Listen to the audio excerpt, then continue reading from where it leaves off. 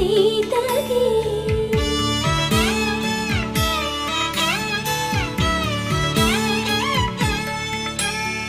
పుడతవి పునరేలు విడిచిన పుడమియల్లొడు రాముడే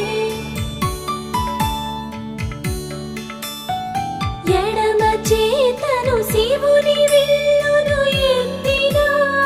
రాముడే ఎత్తగలడా సీత జడను తాళి కట్టి